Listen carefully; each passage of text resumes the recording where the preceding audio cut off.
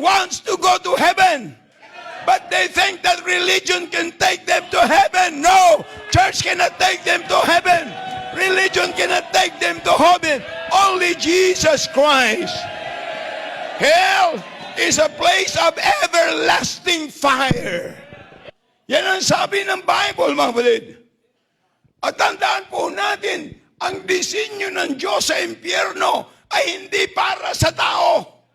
Ang sabi ng Bible, doon po sa banal na kasulatan, doon po sa chapter 25 ng Matthew and verse 41, then shall he say also unto them on the left hand, depart from me, ye cursed, into the everlasting fire, prepared for the devil and the angels.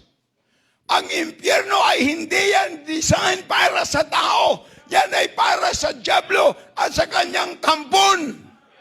Pero simula nung ang tao ay magkasala, ang sabi ng Bible, for the wages of sin is death in hell.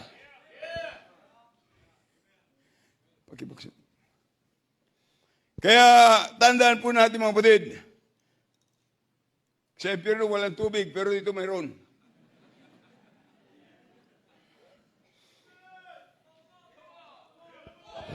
Ang sabi ng Bible, for all have sinned and come short of the glory of God.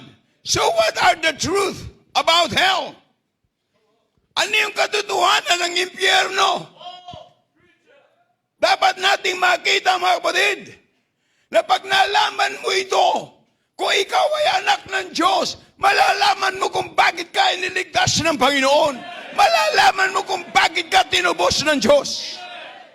Ang sabi po na banal na kasulatan, hell is a place of departed soul, the place of torment, the lake of fire. In Luke 16 and verse 21 or 23, and in hell he lift up his eyes, being in torment, and set Abraham afar off, and Lazarus in his bosom. Sa Revelation 20 and verse 14 to 15, ang sabi ng Bible, and death and hell were cast into the lake of fire.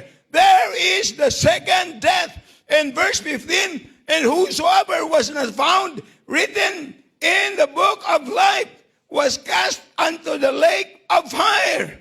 Sino po ang pupunta sa impyerno? Bukod kay Satanas at sa kanyang mga kampon, ang mga taong hindi tumanggap kay Kristo na sariling tagapagligtas, ang mga tao na hindi nagsisi ng kanilang kasalanan. Yan po ang pupunta sa impyerno. Tingnan niyo po, nakalagay sa Bible, Revelation 21 verse 8. But the fearful and unbelieving and the abominable and the murderers and whoremongers and sorcerers and idolaters and all liars shall have their part in the lakes where burneth with fire and brimstone, which is the second death. Lahat po tayo, dahil tayo ay makasalanan at tayo po ay nakatakdang pumunta sa impyerno. Amen. We are on our way to hell. That's the wages of sin. That's our destiny. Mga kapatid, yan po ang sabi ng Bible. Pero tandaan po natin, mga kapatid, na ang description ng impyerno, sabi sa Luke 16, makikita natin na ang impyerno is a place of torment. Lugar ng pagdurusa. I've been preaching the Word of God for 53 years, but I never met a man that he wants to go to hell. Everybody, they wants to go to heaven. But they think that religion can take them to heaven. No, church cannot take them to heaven. Religion cannot take them to heaven. Only Jesus Christ. Hell is a place of everlasting fire.